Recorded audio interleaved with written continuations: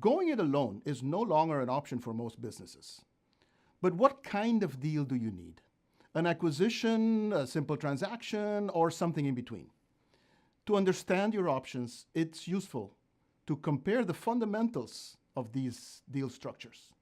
The key to success is to learn to play along the whole spectrum of relationship choices that you face. Think about the relationship spectrum, the various deals that you can have, and many of them have been mentioned here.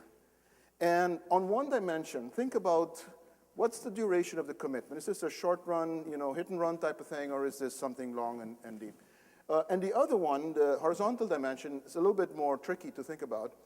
What is the extent of joint decision making that the units that we have in a relationship will have? And let me explain that. You can put a whole bunch of different formulas, structures, deals on this chart. They more or less fan out like this. You could move them around and have different versions in your own company. But notice on the bottom, we have basically one-off, arm's length, buy-sell, commodity exchanges. On the very top right, we have the deepest possible acquisition, fully integrated acquisition. And then we have a lot of stuff in between. And of course, there's very little joint decision-making in when you're just buying tablecloth for your hotel. I mean, you know what it is, and you decide what it is, and you have to pay for it, and you shop.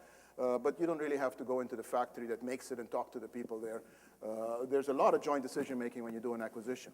So these areas at the bottom left, we would call market transactions. So when you think about, and people use this term sometimes, well, that alliance, it's transactional.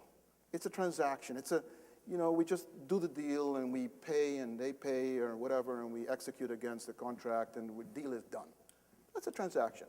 Up here you have a different kind of transaction. You have an asset transaction where you're acquiring and merging and of course lots of different organizational challenges there. But you realize these are two very different things. And of course in the middle, that's what I call alliances. And I'll explain that to you a little bit more in a minute. But it's not transactional and it's not fully integrated as would be for the acquisition. And if you dig deeper, what you have on the top right is complete control. I mean, the word complete here, we can argue, right? It's with control. It's full ownership of assets and acquisition and therefore control legally, et cetera, over decision making. What you have at the bottom left are what we call complete contracts, or at least if they are good, they're relatively complete contracts. The stuff in the middle is an incomplete contract with shared control in this case. Let me explain to you what I mean it is. A complete contract is something which all the terms are stated clearly, and they're known, and the variables are known, the future is known, if you will, and you sign the deal and you go execute against this contract. And if it doesn't pan out, well, you take him to court and the court enforces it.